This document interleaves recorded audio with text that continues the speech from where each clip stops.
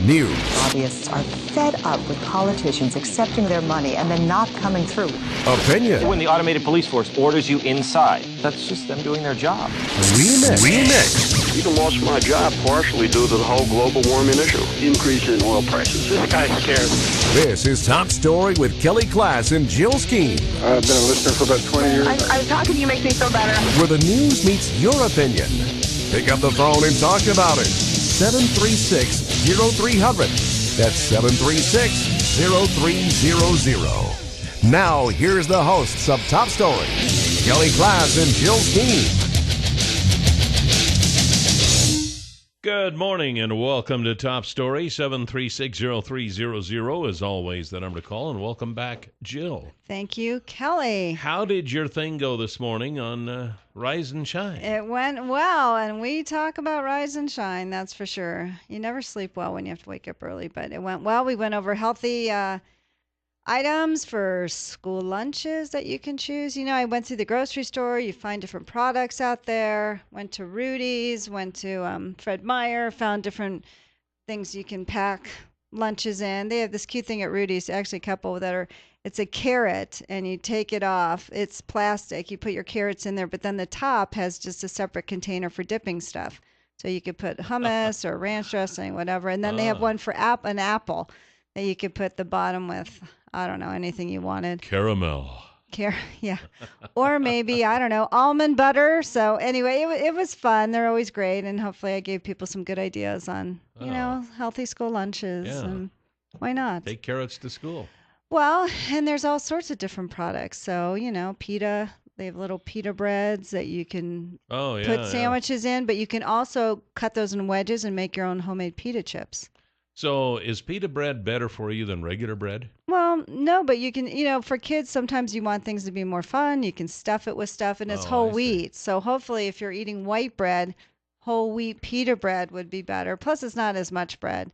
So it probably is healthier. But anyway, it was like different ideas. So it was fun. I had a good time with those guys. And Good. I'll post it on my website so you can get the same tips I said today. Oh, sounds good. Yes. Well, hey, coming up, we're going to be talking to Steve Millington with the Twin Falls Republicans.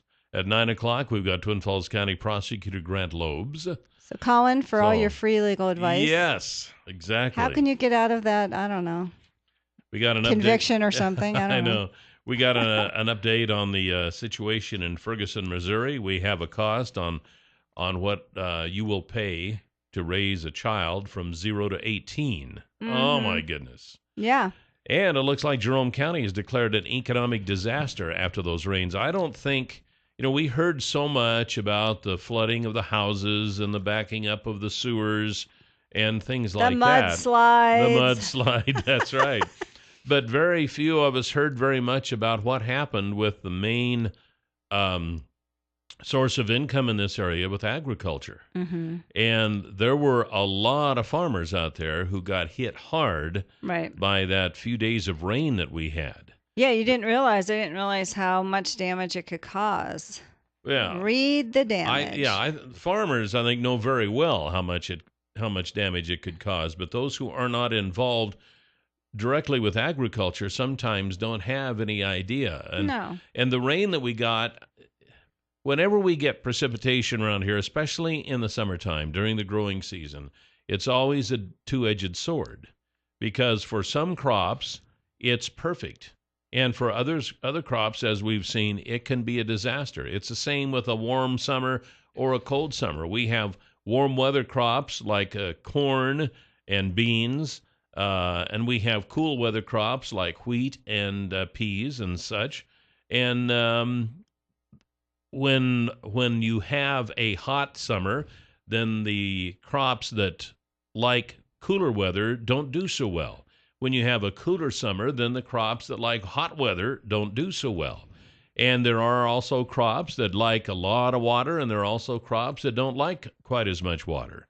But when you have hay that's in the windrow and you have barley and wheat that's ready to thrash, the heads can sprout if it gets too wet, and getting water on the hay turns it moldy. It doesn't take it long to sprout then, does it? Well, no, not really. It was almost like within a week. When it's as wet as it was, it kind of varies. It depends on how much it rains and over how long of a period. But that is not the first time that that's happened in this area, to have sprouted wheat and such. But especially when you're talking malt barley for the Coors barley that they sell for the Coors beer, I mean, that stuff is very touchy. If that isn't... They don't think any of that might be... I know. So guess what? Your Coors beer is going to go up in price. But because where are they going to find it from? But they said more than 14,000 acres of barley and 20,000 acres of alfalfa were affected. Yeah, and that's just Jerome County. Surprised. That's just Jerome County. That estimates range from 50 to 70% loss, and they did say the other crops that were affected were wheat, beans, and peas. So they're hoping emergency funds will be made available to a lot of crop peas. producers. A lot of peas would have been thrashing peas would have been in the windrow, ready to thrash. And such, and beans, you can overwater them in the cooler weather, and it just, So anyway, there you go. That's kind of a rundown. So I think they sent it to the state, and I guess we'll see what happens. Yeah, and I wouldn't be, and I think when that happens, when one county is declared a disaster area, I think automatically any of the counties that border that are also declared the same. Why would you think that? Well, because that's the way the law works. I thought maybe they would have to submit it separately. I may stand corrected on this, but I know there are a lot of situations where when a county is considered a disaster for something like this, that any of the counties that border it are also considered that too, because it's like the rain. The rain didn't just hit Jerome but maybe County. It didn't create as much damage. Maybe some parts rained harder. Some people said near the canyon it was raining way more than what those guys said at the airport. So, it can vary. Yeah. But did Twin Falls County declare it? I don't remember hearing I don't it. know that they've asked for it Economic disaster? I don't know that they've asked for it. I don't know. Well, that will be something to find out. Yeah, we'll see what happens there. Update in Ferguson, Missouri. At least 31 people were arrested in Ferguson after a peaceful protest devolved into another night of chaos. And many of those arrested came from as far away as New York and California, said Missouri State Highway Patrol Captain Ron Johnson early Tuesday. Johnson did not provide additional details, but his remark confirmed what many in Ferguson have been saying all along. The protesters, who have turned the nightly demonstrations into tense confrontations with heavily armed police officers, are not local residents. To be sure, the rowdy demonstrators were greatly outnumbered by fellow protesters trying to keep the gathering peaceful. Get out of the street, don't fight, some protesters bellowed on bullhorns. Protester Jarrell Barrage grabbed one of the bottle-hurling demonstrators and told him to stop. We don't need these antagonizers out here. We need people who can stand out here to the side and still let your word be known, Barrage told CNN. Many residents believe those causing trouble are from outside of Ferguson. We're not going to let outside provocateurs to come here. We can't allow this movement to be destroyed, said Malik Shabazz, national president of Black Lawyers for Justice. He wouldn't say who the provocateurs were. The situation remains so unstable that Ferguson Florissant School District has canceled classes for the rest of the week. And the Missouri National Guard has been called out by Governor Jay Nixon to guard police command posts. A grand jury could begin to hear testimony from witnesses and decide on whether to return an indictment in the case as early as Wednesday. In addition to that proceeding, the Justice Department has opened a civil rights investigation into Brown's death. There is a dangerous dynamic in the night. It allows a small number of agitators to hide in the crowd and then attempt to create chaos. And then we've heard more and more stories, more and more eyewitness reports coming out about this. It's kind of like a he said, she said now. Well, some people have it on video, and they've had their phones confiscated. So people were watching this. So you probably have one that's actually what happened. The officer who killed Brown says the teenager rushed at him full speed in the moments before the shooting, according to an account phoned into a St. Louis radio station and confirmed by a source with detailed knowledge of the investigation.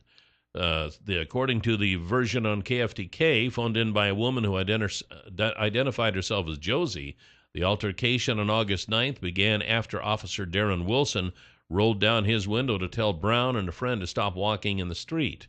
When Wilson tried to get out of his cruiser, Brown first tried to push the officer back into the car, then punched him in the face and grabbed for his gun before breaking free after the gun went off once, the caller said.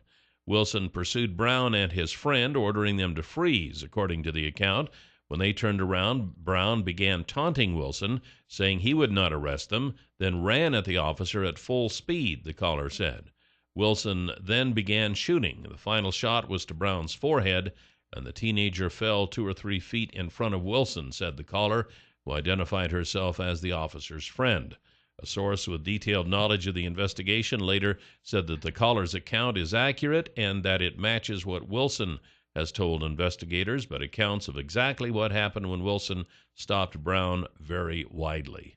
Well, then I heard in an interview with a woman who watched it who said that when they were stopped, it looked like the officer was trying to pull Brown into his car, and he pulled away and started running, and the officer started firing at him, and she thought he grazed his arm, and he turned around with his hands up, and that's when the officer shot him multiple times. So we have differing opinions, right. and they have I've heard a few accounts like that. So I don't know. It's gonna be not fun but it's my understanding that in the autopsy report, all of the shots were from the front. Right, so he was running away, but then he turned after what the one woman said, and she was freaked out because she had just moved to that neighborhood a month earlier and was freaked out and was watching it. I saw her in an interview, and she had her phone confiscated, and she said that it looked like the officer was trying to pull him in, and he started to run away and then was shooting at him but didn't hit him, and then grazed his arm, and that's when Brown turned around with his hands up. And then the officer kept shooting. Oh, I see. So when he was running away, he didn't hit him. When he turned around, that's when he hit him. That's when he unloaded. Well, I don't know, man. She was freaked hopefully they'll out. get to the bottom of this. Eric Holder's going to be there, the Attorney General, tomorrow, so he'll get it all figured out. Don't you worry. Someone's got to. But you know what? If that's... Oh, my God. How distracting is Steve Millington? We're trying to do a show, and you just come in here. It's too distracting for me. Anyway, but they will find out. There are a lot of witnesses. There are a lot of phones confiscated, but they need to start an investigation, and I think that's part of the problem. And they really didn't. I mean, right there at the scene of the crime, they didn't. There was also an account from a nurse who wanted to try to help Micah Brown, and the officers wouldn't let her. They didn't even check to see if he was still breathing. They just let him lay there, and she was really upset because she wanted to go to see if she could help him and check his breathing, and they didn't even bother. They just told her no. Yeah. So you know what? This is just the tipping point, and this community, I feel bad. These people are coming in and trying to make it worse. 736-0300 is the number to call. Top story. You're on the air. Good morning. Yes, good morning. I just wanted to, I was listening to you guys about this thing on Ferguson, and I don't think the police are coming totally clean on this. And I think that's another reason that there's so much problems down there right now. Another thing is I grew up in Chicago, and there's a lot of racism on both sides. It's not just the white cops; it's the blacks and the whites, and there's kind of a deep hatred there, and between both sides. But a lot of racial profiling too down there, and but there's also the thing in Chicago. They call it the wall of silence, where cops get away with it. They're so corrupted they get away with anything, because other cops won't speak up about it. Oh, heavens. Everybody in Chicago gets away with corruption. It's the most corrupt city in the country, and there's no bones made about it. I think they've got a sign out front as you enter Chicago, the most corrupt city in the country. I don't know. Anyway, how much does it cost to raise a kid nowadays? We'll find out when we come back. 7360300 was the number to call here this morning on Top Story, and wanted to let you know that the folks at Far More of Idaho have what's called the Certiset.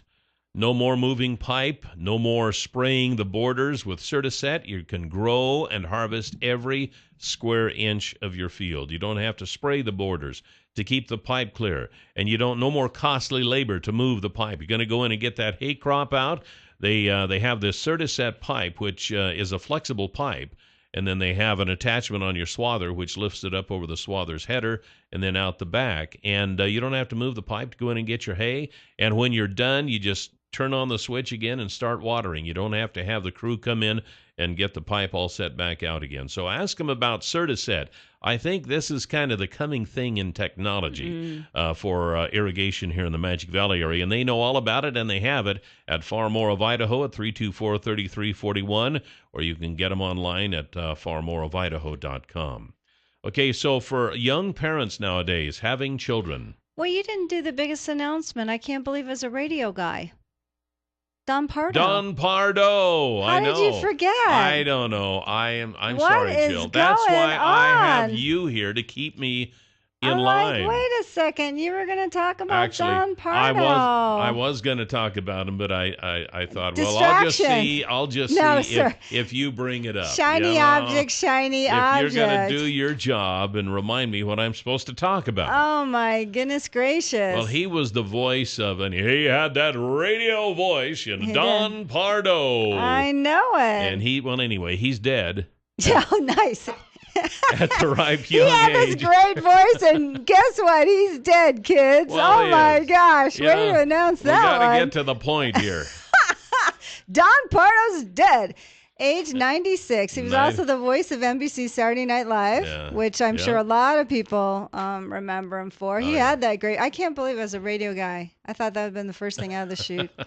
Well, he's dead, folks, in case you were wondering. I've applied for his job, but I don't know. I haven't heard anything back yet. Probably because of the way you announced that one. Sensitivity of a gnat. So anyway, 96 years old, cut down in his prime. Yeah, what a shame. I don't know. They're doing an investigation to see why he died so young, but at any rate, I don't know what to tell you. I don't know. He's dead. He's dead. He died. He was great memories. Good life. He reached his off-ramp on the great freeway of life. So, I don't know. Terrible. And it keeps getting worse as he's rolling in his grave.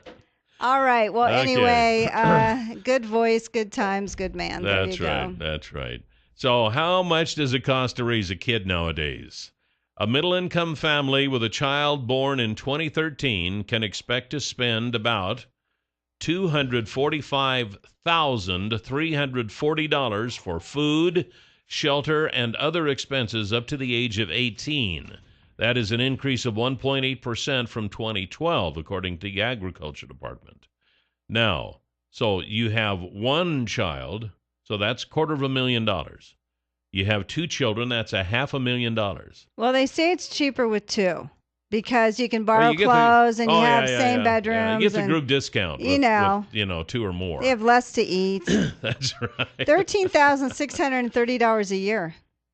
Wow. For 18 years, yeah. That is amazing. Mm-hmm. The report issued annually by the USDA since 1960 found housing was the single biggest expense, averaging $73,600, or 30% of the total cost of raising a child, followed by child care education at 18%.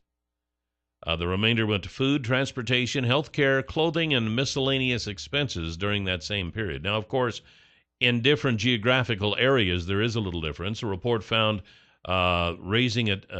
geographic variations in the cost of raising a child. They were the highest in the urban Northeast at $282,480. Those costs are higher, yeah. Followed by the urban West, $261,330, and the urban Midwest at $240,570, which includes Iowa and South Dakota. And the urban South came in the lowest at $230,610. Child care costs have soared dramatically since the first report 53 years ago. Back then, a middle-income family could have expected to spend $25,230, which is $198,560 in 2013 dollars, to raise a child until the age of 18. Housing was the top cost for parents back then as well. A family with 3 or more children can spend 22% less per child than those with 2 children. So the more you have, the cheaper it is, see? That's what they say. A result of kids sharing toys and clothes and parents purchasing food in larger and more economical amounts. But think about it. That's 22% less than $13,000. It's still a lot of money. So say $2,600 less a child. But still, I mean, I look at people. I mean, my Tom's, family. Some of them have 6, 8 kids. I think, how in God's name would you do that? Seriously, I know. How would you do that? I look back and think, how in the world did I get R3 through? I know, don't you? Aren't you just amazed? Yeah, I am. I am amazed at the job that I did. I'm just speechless. Okay, my wife helped too. Thank you. She worked during those times. Wasn't Connie there? She was. Okay. She was a full-time teacher, and I did whatever else I hope she's not listening, or Don Pardo's family's listening to this show. We have Steve Millington coming up with the Twin Falls Republicans. 736-0300 was the number to call here this morning on Top Story, and it's that time. The Democrats' secular progressive move, political correctness is killing us too. They want to take the money from the hard-working man and give it to the lazy folks that don't give a damn. Democrats and liberals, shame on you. Don't punish us all, just to please a few. You're holding people back while we're picking up the slack, and that's why we can't vote for a Democrat. Oh no!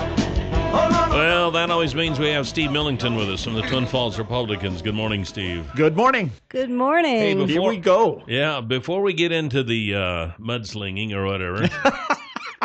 Actually, it is mudslinging this time of year.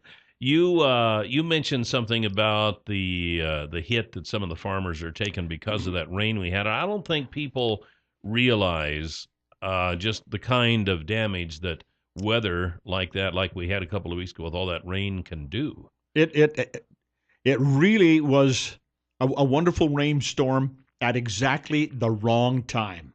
Yeah, my lawn still looks great. Yeah. The problem with that is we were right on the beginning edge, right at the cusp of the grain harvest. And we always start the grain harvest. Well, we don't always. Typically, the first grain crop is barley, and couldn't get to it. So most of the malting barley in the Magic Valley has been rejected by the contractors. And down in our area, that's Coors is the primary contractor on malt barley. They just refer to it as beer barley, but malt barley. Yeah. Because before they could get to it and get it harvested, it had begun to sprout in the head, and they can't take it. They can't use it.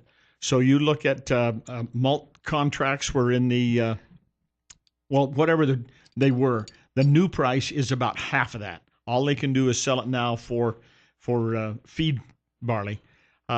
One estimate that I heard was that Twin Falls County suffered, the farmers, the growers in Twin Falls County, suffered about a $12 million loss just on their malt barley contract. So did they file an economic disaster like Jerome County, or do all the counties surrounding, or do you have to do it individually? Each county has to do it individually, and I have not read or heard that Twin Falls County has filed a disaster declaration. But I did talk with a couple of people who told me that it was forthcoming, that it would come. It's just a matter of time. Now, see, I had heard that once a county gets the disaster declaration, then automatically the ones that border it do too. But that might just be for drought. I think that's drought. In this case, I think each county is going to have to file their own. But it's a huge number. And now it's lingered on and lingered on. We have the same problem now with most of the other grain crops. They're starting to sprout in the head, and they can't get them dry. And if you notice, a lot of the grain growers are now swathing their grain in an attempt to get it dried quicker and faster so that they can avoid this sprouting situation, because there's nowhere to go with it. Yeah. Over in eastern Idaho, the Budweiser contracts are most prevalent from Pocatello north clear to Montana. And Budweiser's doing the same thing. They are rejecting nearly all of their malt barley contracts. So you wonder where they're going to get it from, because there's been rain all over this country. We've been one of the driest areas if you've been watching. It's really, really going to hurt big time. We're looking at tens of millions of dollars just in southern Idaho. That's right. Yeah. And that's just the malt barley. We haven't started talking about the loss on hay crops that were down. You drive around and you see a windrow hay that's just going black. and now they've got the regular cereal grains, all of the wheat and so forth. Oh, man, this thing has just come at the wrong time. We got a caller here. Top story, you're on the air. Good morning. Good morning. Hey, good morning. I just want to make a quick correction according to the numbers that I have received regarding the guest's comment about price differentials. The price differential between malt barley that goes to market, that makes it, and feed barley is much greater. The differential is much greater than 1/2. It can be as much as 1/5. Oh, man. Yeah. And the price of feed barley, because of all of this and because of the damage, a lot of the barley that's still in the field is not worth feed. And so that's a total loss. Yeah. And I only call because people who live in this valley and who are not farmers or like me connected to farming don't understand the tragedy that is here. Right. I listened and talked to I listened in on phone calls. The guy that farms my place was over last week, and we were fortunate. Our barley got in before the rain and met the contract. However, there is agony and tears in hundreds of families in this valley. Yeah, I mean, this is a terrible tragedy. Oh, and not just to Jerome County, but certainly to Twin Falls County, and I would think also in Cassia and Minidoka and Gooding County.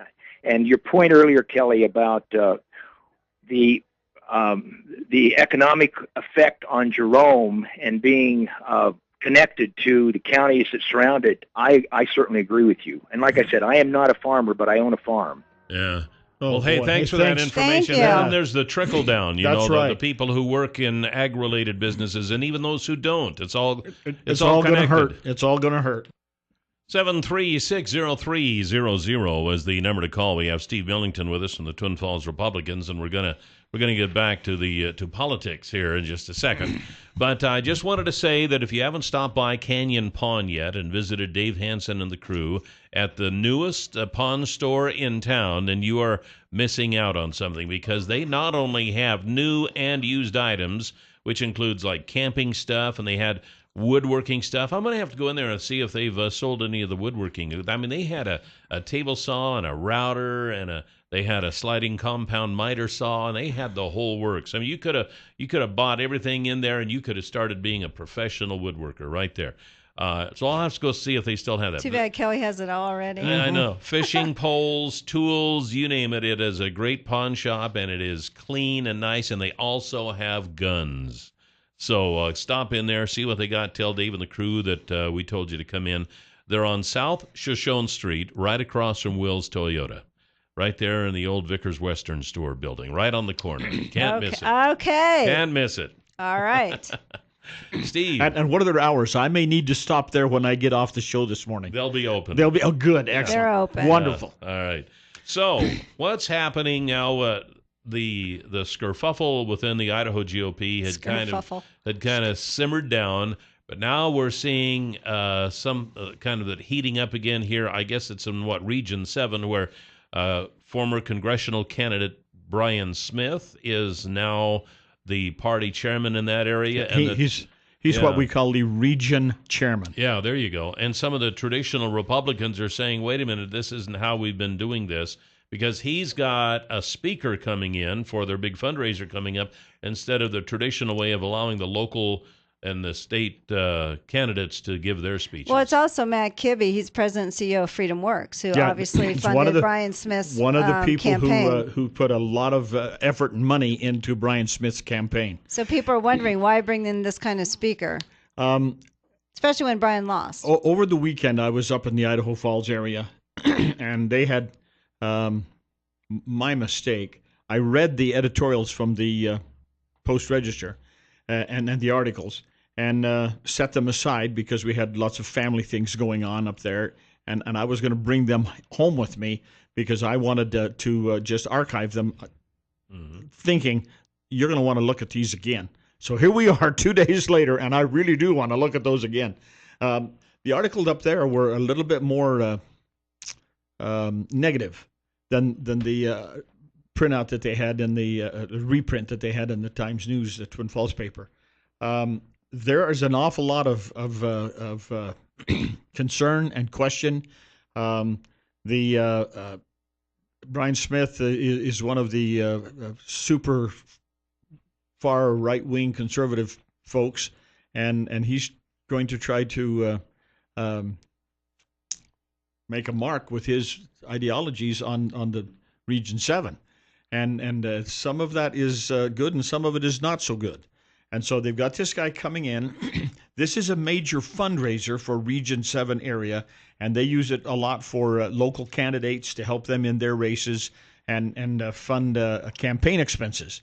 And there's some question, and the article in the Twin Falls paper says that the previous chairman of Region 7, Marcia Bjorn, is having tough time selling tickets to everybody to come. Right. And would that be something you would buy tickets for? Me personally? Yeah, you personally as a Republican. That's a really tricky question.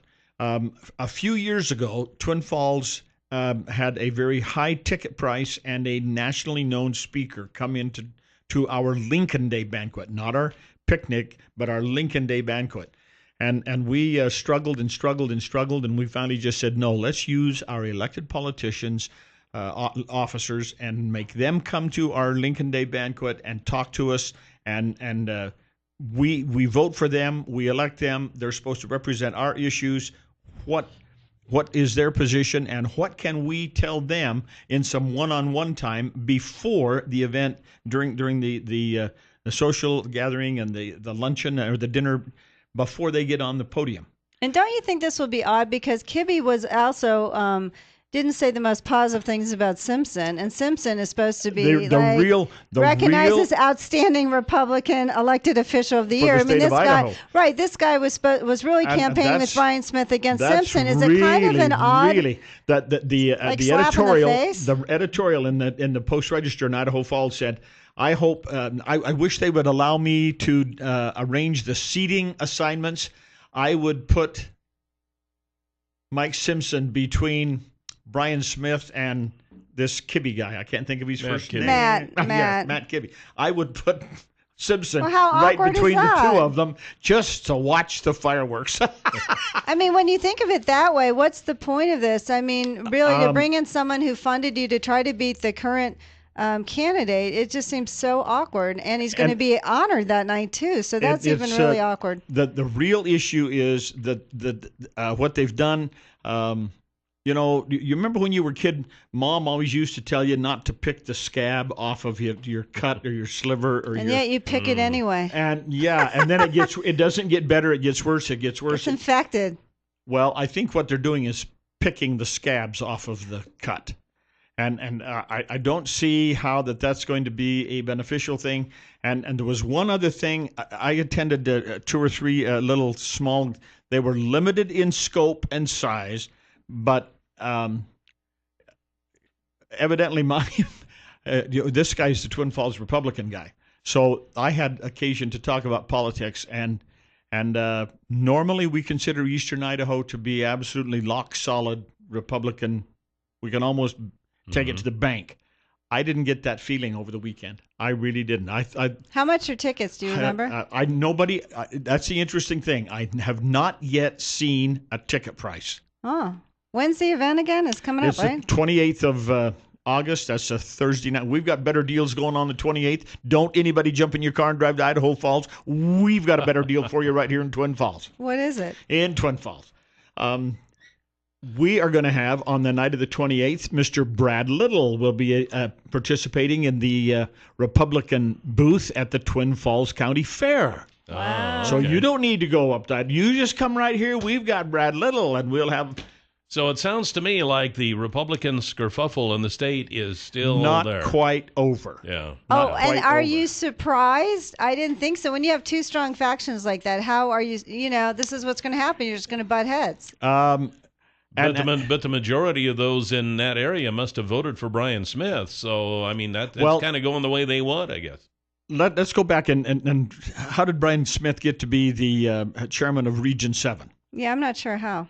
Okay, every county, the counties participating in Region 7, and I can't tell you which ones they are. It's going to be Bonneville and Teton and Clark and Madison and Fremont and Butte and Camet, I don't know, over in that far east, northeast area of Idaho. The county chairman and the state committee man, committee woman, and committee youth are also members of the region, and they meet and select the representative. Oh, so it was just by 3 or 4 people. It's just like 3 or 4 people from each county get together, and they select the region chairman. So it's probably not completely representative of all of the, quote, precinct committee persons or the voters in general. And so it's a limited delegation of people who vote and select a region chairman. 736-0300, top story. You're on the air with Steve Millington. Good morning. I think a lot of these parties that have these inner fights get over them. I think that, if you go back about 6 years, you might remember there was kind of a huge huff in the Democratic Party. I don't know if you guys remember. Idaho? No. I'm talking nationwide. Over remember what? Obama and Hillary didn't get along very well. It's the primaries. I mean, look at the primaries. Well, but that's what you're talking about right now. Is you're talking about a primary, between. But then they came together. Yeah, well, and you don't think that hey, I don't. Don't you know by now if the Democrats do it, it's okay. If the Republicans don't do it, it's all messed up. Hey, it doesn't matter to me. You guys can fight all you want, but do you really see this coming together? I mean, that's the thing. You have 2 strong factions. Are they coming together? I think they're going to come together. I think it's just like at our picnic last week.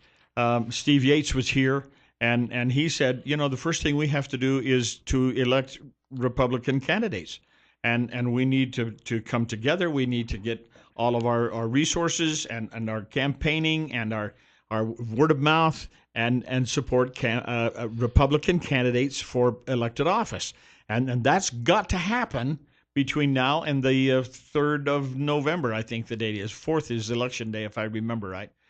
So we've got 90 days. We don't have that, do we? We have October and September. We've got 75 days is all we have left. Yeah. Maybe not quite that many. And so now we're getting to the point of real earnest campaign effort. And we have, if we're going to elect Republicans, we better all get on the same wagon. So what's your opinion now of Steve Yates now that you've had a few weeks? He was here at our picnic on last Wednesday night, and he is very, very smooth and very polished.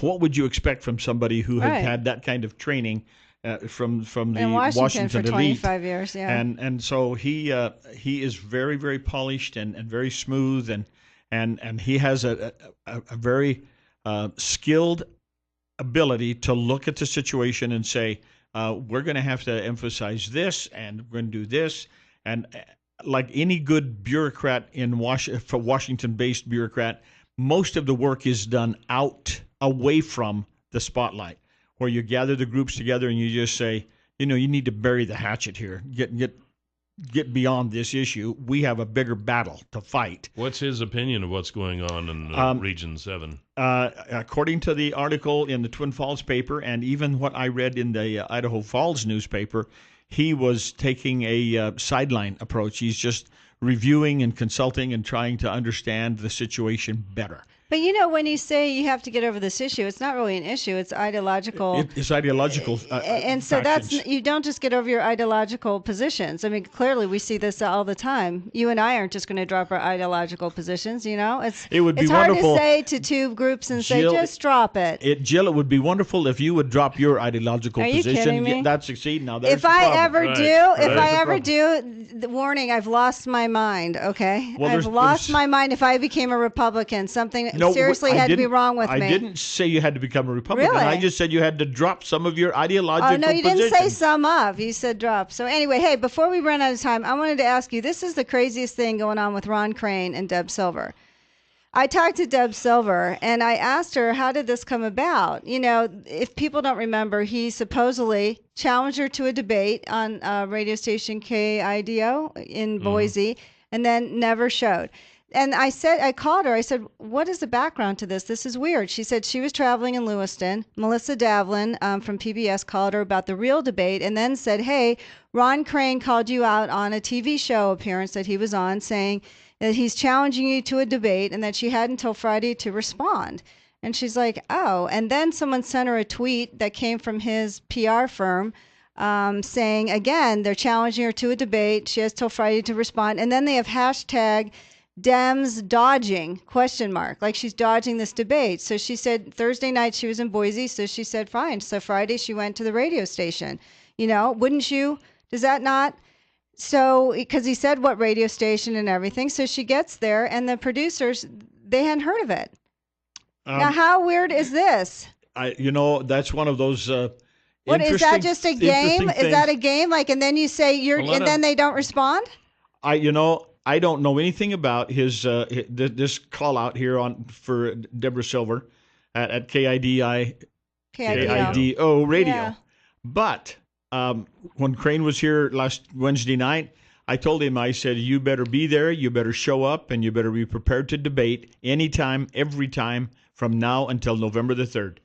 You just don't have a choice. And he said, I will be to everyone that is prepared. And I said, what about the PBS debate? Yeah. That's the big one. And he said, it is on. He gave me the date, and he said, I will be there. There's another one, and I can't tell you. Yeah, there's supposed to be two, but. He said there was a second one, and I'm sorry. The one that I keyed on was the PBS debate, because that's really the big. The other one is a KTVB debate. I think that's correct, Kelly. But how odd is that about the radio one? When I read this morning, I thought, oh, man, I don't know anything about that one. Well, we're out of time. Thanks, Steve. Maybe we'll it's a good thing this morning. Yeah, we got Grant Loebs coming up next hour. All right, here we are. It's already started, folks. Welcome back to Top gracious. Story. Did I get my theme song today? As a matter of fact, we don't have time. With all the he's on half we do tilt have time. Here. If you don't have it together, we can skip it. No, Kelly's got it. No, that's okay. I've got it here. I know it's here somewhere. All right. Ladies and gentlemen, Twin Falls County Prosecutor Grant Loebs, our guest this morning here on Top Story. Hello, good to be here. And we've got some stuff to talk about, but since you are well entrenched in the Republican Party in Twin Falls County, it's always good to get your views of what's going on. And we talked with Steve Millington about the situation in eastern Idaho with Brian Smith having Matt Kibbe come in to speak instead of allowing the local candidates to speak. And so what do you... It appears as though... the election of Steve Yates was not the end all to the Republican issues in the state. No, I think that nobody thought it would be. It was an important, thing to get out of the way because the party needs to have a chairman to speak for it, and as we talked about before, to move forward with fundraising and distribution of the funds that have already been raised and electing candidates in November. But clearly, the fight within the Republican Party and more importantly, the fight to take over the Republican Party from without is not going to end with an election of a chairman. And that's what you see going on in Idaho Falls and with the Region 7 picnic controversy. And, I don't expect it to stop anytime soon.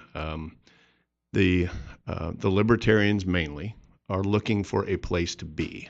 The Libertarians have been losing at the polls for, 30 years. They've never won anything, and they don't have any particular support in the public other than with a fairly small fringe, and so they're looking for something to do. And this guy, Matt Kibbe, who's the chairman of Freedom Works, which is a significant libertarian spokesman organization, has actually laid it out pretty specifically what he believes is going on. I'm quoting from an article that was recently, well, this is from April 29th, a statement that Mr. Kibbe made. He said, there's increasingly common ground between libertarians and progressives in the Democratic Party on issues such as surveillance and privacy. But I think small government activists have a better shot at infiltrating the GOP. The biggest window for libertarians is not to create a third party, but actually take over the Republican Party. That's what's going on. Well, anybody who's been watching that. this has seen this for the past 10 years. Right. The libertarians made a specific, calculated decision to abandon the Libertarian Party. By and large, they still have a convention, and they still have some people that stick with the Libertarian Party, and I appreciate that. They have a position. They've staked it out. I have here the Libertarian Party platform. It's very unique, very different from either the Democrat Party or the Republican Party. And there are libertarians who still support this. But there are a lot of them who've decided it's not going anywhere. Let's hijack something that is. That's what's going on, and that's what's going on in Region 7. And Matt Kibbe is a nationally renowned spokesman. He's an intelligent guy. I've watched him many times on TV. He's just not a Republican is all.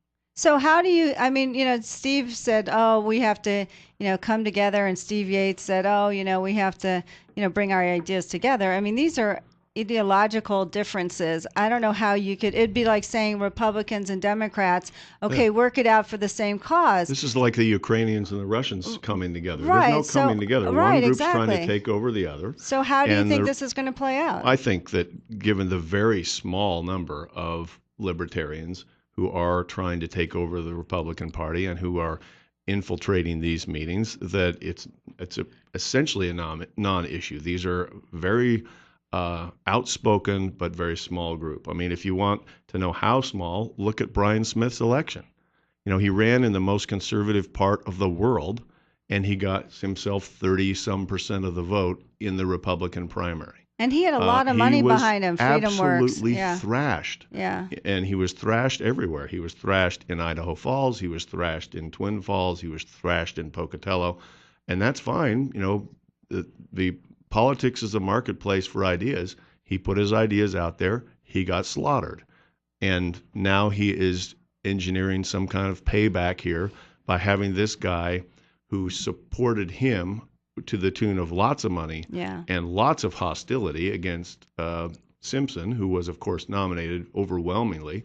And he's having this guy be the speaker at the same banquet where Simpson's getting his outstanding elected official. That'll award. Be awkward. It's not Who complex. do you sit next to? Yeah. Is that not weird? This is not a sophisticated or difficult to understand phenomenon. And are you surprised he was chosen as Region 7 chairperson? Not at all. Why? Were they all Tea Party people? Well, first of all, he's a big name. I mean, he was just the nominee or running for the nomination. He is a hard worker. He has lots of support among the Libertarians and the Tea Party folks. And so he has the support of a handful of people who make this decision. It's a very small group of people who make the decision about who is the Region 7 chairman. I mean, we do the same thing here. There are about 12 people, maybe 15 at a meeting. And my understanding from talking to people who were at that meeting, he won by one vote. And, that's fine. He therefore gets to be the Region 7 chairman. But the point of that chairmanship is to support Republican candidates, Republican Party ideals, and elect Republicans. And, he's chosen to do something different. 736-0300, top story. You're on the air with Grant Loebs. Grant Lowe, I just want to say that I am a proud Tea Party member, but I am not a liberal. I'm not a Libertarian? Libertarian, yeah, that's what I'm trying to say. Libertarians are anti-government. They want to cut the government clear down to nothing, take down the stop signs and everything. And, we got to have some rules. We got to have some government. Yeah, and I agree. I mean, the Republican Party and the Tea Party are not at odds with one another. The Tea Party is, by and large, a movement within the Republican Party to make the Republican Party more conservative on a lot of issues, mainly financial issues, but some others as well. I don't want anybody out there to misunderstand that my comments are anti-Tea Party necessarily. They're anti-libertarians taking over the Republican Party, and that is by and large what this the movement is that you read about in the paper. The Tea Party and the Republican Party in Twin Falls, which is, of course, what I'm most familiar with, have coexisted and worked together and melded into one unit quite well. And some of the people that have been advocating or agitating against the quote old guard Republicans are not Tea Party people. They're by and large libertarians. I mean, as I've said on this show before, the single biggest mover in the Ada County area, for instance, is the former chairman of the Libertarian Party. He's the quote ultra-conservative Republican faction. Well, he's not conservative. He's not Republican. The same thing is true in Twin Falls, where the main mover for this antagonistic group is the former chairman of the Constitution Party. They're not Republicans. And I welcome them to the Republican Party if they want to be Republicans, but I don't welcome them if they want to do what Matt Kibbe wants them to do, which is take over the Republican Party for the Libertarians. And so Tea Party people, absolutely welcome, in my view. People who are advocating for another party, I think not welcome. And I welcome any Democrat who wants to change to a Republican. No problem there. That's always been the way our government and our politics has worked. People change points of view. But to say I'm still a libertarian and I want to take over a party, that's a different matter. Right. So what's going to happen here? Is this finally going to go away, or is this something that's going to be just kind of a thorn in the side for a long time? Oh, I think it'll go away, as it did in Twin Falls, as it did in Ada County, as it did in Bannock County. Once actual Republican voters wake up to what's going on, they'll throw out the people who aren't Republicans, and the Republican Party will continue to be in Idaho a very conservative, very active, and my guess is for at least a while the dominant party in Idaho. But success breeds problems sometimes, and yeah, you guys have been so successful. Well, the local guy in Twin Falls attended some of the Democrat meetings before he decided to take over the Republican Party, and that's because he thought, what's the point of taking over the Democrats? At the moment, they're too small to matter. And that's Let's take over the big guy. It's almost like a coup. It's strategically a good idea. It's just not something that actual Republicans should support. And that's what's happening in Washington as well. So it's and they're having almost no success there either. Right. 736-0300, top story. You're on the air with Grant Loebs. Yeah, how are you this morning? Good. Great. How are you? I hear a lot about the Tea Party. The T stands for taxed enough already. People need to understand this isn't a wacko group. The national press and the liberal press, they want to make it sound like, they're all crazies. The Tea Party people are nuts, extremists, right wing. It's people that care about their country, and I agree. The real extreme ones that are libertarians, let them go and do what they want to do. But you got to understand, when you hear all this on the news and stuff like the national news, you've got to understand what kind of press we have in this country today, and their agenda. They have an agenda, so they want to make Republicans all right-wing wacko crazies, and they want us make us sound like, we just have no idea what's going on, when, physically conservative people are the kind of people that's going to get this country back where it needs to be, not wild, crazy, taxing, spending liberals. So I think that's something we need to remember. Thank you. All right. Thanks for the call. I agree with the caller. The fact that the Tea Party is being, attacked by the media is not. That doesn't bother me. The Tea Party being attacked by the media is, in some ways, a sign that the Tea Party is doing something right. But we should not continue to confuse the Tea Party with what's going on, like in Region 7, and what's going on with the chairmanship in this state, and what's going on with Matt Kibbe coming to speak. That's a different issue. Tea Party, my position is Tea Party, welcome aboard. We need all the help we can get. They're generally made of conservative Republicans. Libertarians, constitutionalists, my invitation to them is go back to your party and try to make it work. You believe different things than Republicans do. Yeah. Right, they do. Twin Falls County Prosecutor Grant Loebs is with us here this morning on Top Story. Next segment, we're going to get into some legal stuff, including the indictment of Texas Governor Rick Perry, right here on Top Story. 7360300 is the number to call here this morning on Top Story. Welcome back. And yesterday's $100 instant winning name is Jay Wright. Jay Wright. How do you spell right, just in case? W-R-I-G-H-T. Right. Did I kind of sound like Don Pardo there? Sort of. Jay Wright. It's a shame because he's dead. Yeah, he's dead.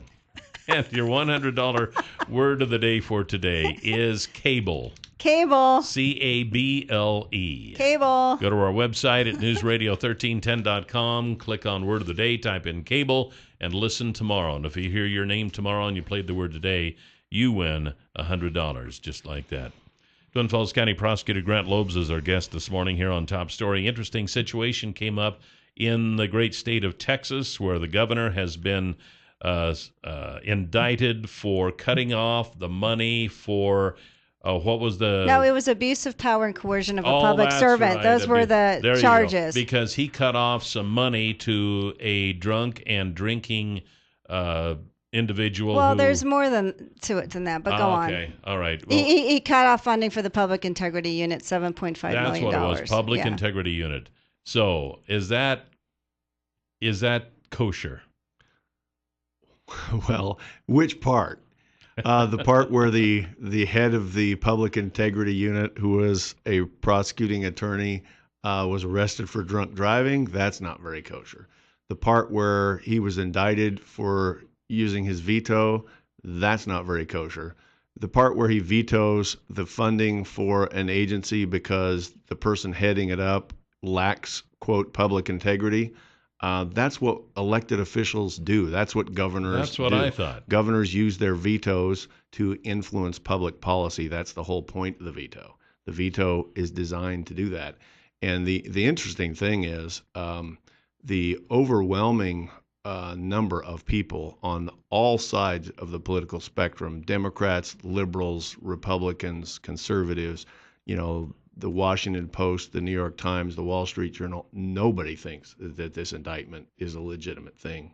I don't know, because what I've read, they said that they think there's more to it because the Public Integrity Unit had been investigating his pet project, the Cancer Research and Prevention Institute, where $3 billion of taxpayer-funded money was awarded to research, which basically went to the people that Perry wanted. And it was such a bad, I guess there was such a problem that the entire scientific review team, including the Nobel laureate scientists, resigned because they said millions were handed out through political favoritism. Keep in mind, he didn't veto the funding for that agency because of that. In fact, had the drunk prosecuting attorney who ran the Public Integrity Unit resigned, he would have not cut the funding. Well, it was specifically tied to the fact that the Public Integrity Unit was run by a person who was sworn to uphold the law, who was violating the law, who was clearly drunk, and served her time, and it was a misdemeanor. The agency, and he said, you got to go,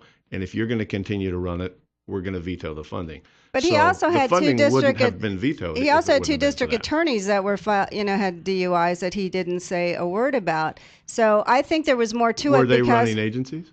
Let me see. I'm not sure. It's not a matter of it's not up to him to remove district attorneys who are guilty of malfeasance. He doesn't have the authority to do that. I don't think he had the authority in this either, though. Well, that's what vetoes are for. But I don't think he could veto the funding for this because he also at one point.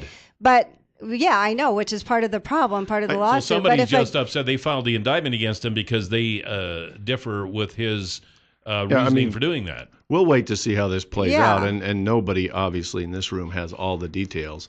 But what it looks like, of course, is just your standard Texas political infighting where they use the power of government against somebody, and there's no more powerful use of government, more harmful use of government power than to indict people based on political differences. And that's clearly what it looks like here. And, the Washington Post, the New York Times are not generally considered to be wild right-wing establishments, and But it was a Republican judge and a Republican other people. It was not. I don't think there were any Democrats involved with this. Judges don't have anything to do with indictments. But they were appointed by George Bush and the grand jury. The person who did the indictment was a Democrat. The judge has nothing whatsoever to do with an indictment because judges don't have anything to do with indictments. Were they not over the grand jury? No, judges have nothing to do with grand juries. Nothing, okay. Prosecutors form grand juries. Prosecutors bring indictments. The prosecutor in this case was a Democrat. Now, I don't know this person, so I don't want to attack the integrity of the person. I don't know. I'm just saying it clearly looks like a bizarre use of criminal charging to charge a governor for using a veto. I think there's more to it than this. I really do. I really do. I'll bet there is, and I'll bet it is increasingly unsavory the more we find out. It is Texas. After all, it is Texas. Sorry, I lived there for 6 years. If you want to talk unsavory, go to Texas. We're going to talk about what's going on in Ferguson, Missouri, and we come back. Twin Falls County Prosecutor Grant Loebs here on Top Story. 736-0300, the number to call here this morning on Top Story. And just wanted to let you know, in case you're thinking about one of those low and honey loaders for your feedlot or dairy operation. Now, if you just, have a little place out in the country and you got 3 or 4 steers or something that you let graze on your 2 acres of grass every year, you probably are not in need of a low and honey loader. But if you have a large livestock operation, then you probably are. And if you need to get rid of this manure, move it from point A to point B in a safe way, you need to get a hold of Pat Hartzell from Stanley and Company. He can set you up. He can sell you one of these, or he can set you up to where you can see one of these in operation. And his number is 280-1167. That's 280-1167. That's Pat Hartzell with Stanley and Company, and he can fix you up. 736-0300 is the number to call. Top Story. You're on the air with Grant Loebs. Good morning. Good morning. Good morning. I'd like to, anyone encourage Jill and anyone else has questions on this Harry case in Texas, to go to YouTube and observe this prosecuting attorney in charge of ethics in government as she attempts to use her office and her power to abuse and threaten public employees if they don't give her a break on her drunken driving. That stuff's all over Facebook today too. I know they've had some pictures of how she acted in the holding room and such. So. Well, I mean, when you're under the influence, you don't have the best reason either, right? That's usually why they're arrested. It's all the alcohol's fault. It's not her fault for drinking. Well, it's the alcohol's I'm saying fault for she making her served that way. 45 days, and you know what? There's more to this story, and so we'll find out what happens. The caller has a good point, though. There's nothing more despicable than a person in whom public trust is vested, who abuses that public trust for their own personal gain. And really, from my point of view, a prosecutor who says, you can't touch me, I'm a prosecutor, or a policeman who says, do you know I'm a cop, you can't give me a ticket, you can't arrest me. Those are despicable things for people in those positions to do. And, you can say, well, she was drunk, but, she shouldn't be drunk. Right. And she should know more than anybody that a person in that kind of public job has to be careful. I mean, if you are in that kind of job and you go out and you have 3 or 4 beers or 3 or 4 drinks, you call a cab, you have somebody give you a ride home. And when you don't, and then you get caught, and then you say, do you know who I am? I'm going to get you if you don't let me loose. You're compounding the problem. We have all kinds of riots, of course, going on in Ferguson, Missouri. There's been all kinds of stories come out of that area. Just the latest is a Getty photographer has been arrested for not getting out of the way quick enough, apparently, and apparently not staying in the area reserved for the media. I remember this happened in Nevada, too, down there on the Clive Bundy Ranch. A lot of people were being arrested because there was what they called the First Amendment zone where they had to be. What are the rules that are governing media? Can they, in a situation like is going on in Ferguson, Missouri right now, I mean, can they literally command the media or anybody else without declaring martial law? Do they have to declare martial law? Or how much power do they really have when stuff like this is going on? They went into a McDonald's, they kicked people out, told the McDonald's store they were going to close. I mean, this seems His like First Amendment only in certain spots. Yeah. Well, implicit in your statement is the belief that the media has more rights than average people. Right, and I don't mean to make it sound like that. Well, and we have to keep in mind they don't. Yeah. I mean, the media has no more right to be at the front of the line or in a specific place where they get a good view than you do. Right. I mean, if you're not wearing your media hat. The media cannot be prevented from doing their job, but they don't get any special access to do that job that an average person doesn't do. So with regard to the McDonald's thing, I mean, I saw the videos of that. Obviously, like all the things we talk about on this show, we don't know the full story, but that looked a little extreme to me. And that gets to a question and they were arrested. Well, yes, and you can be arrested if you are at a police crime scene, or if you're at a riot scene, or if you're in a place where there is an emergency and you don't do what the emergency people tell you to do. I mean, they can tell the public, stand behind this line, you have to be behind the tape, you have to stay over there, it's not safe over here. I mean, they have the ability to control that scene, and they have the ability to tell the media to stand behind the same line that they tell average people to stand behind. The difference, of course, is in a practical sense, if you are overbearing to the media, they will get it on tape and they will show it and people will see it. So that is a little bit of a warning to law enforcement officers to be rational and be careful when you're making these decisions.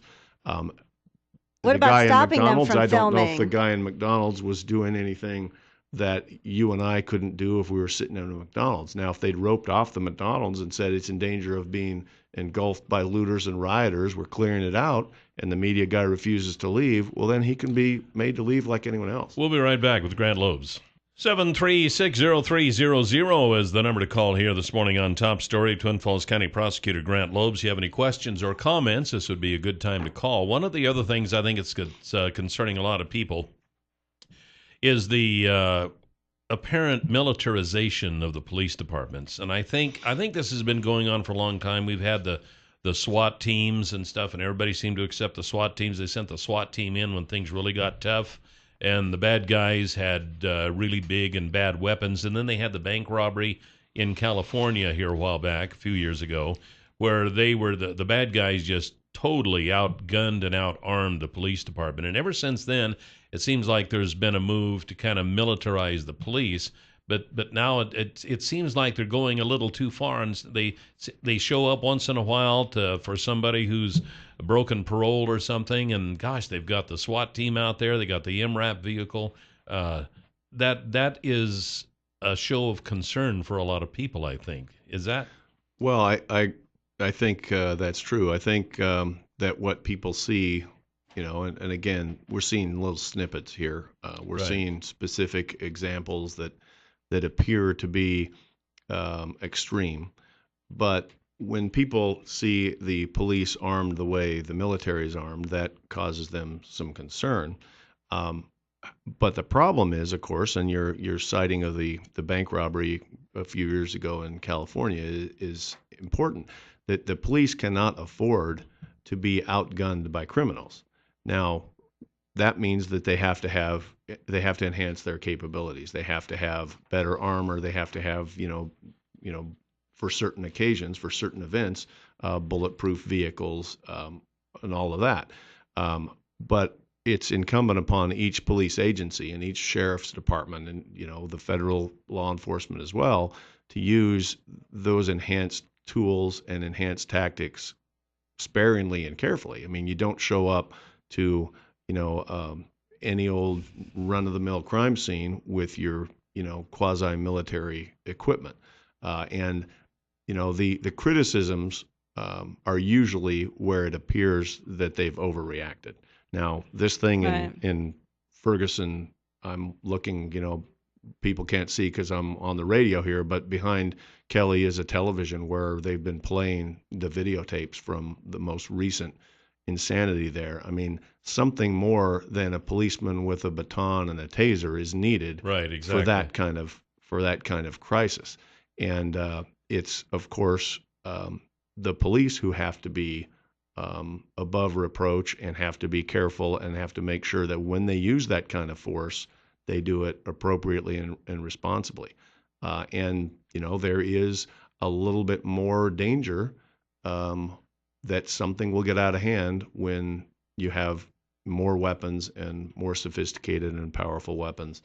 But, the police know when they go into a situation like that they're going to be the targets. And it's very important for not only officer safety, but for community safety, that the police not be overrun by people who are violent and better armed. 736-0300, top story. You're on the air with Grant Loebs. Hey, good morning. Grant, I apologize. I want to step back to an earlier discussion topic. I couldn't get in on time to be there at right time.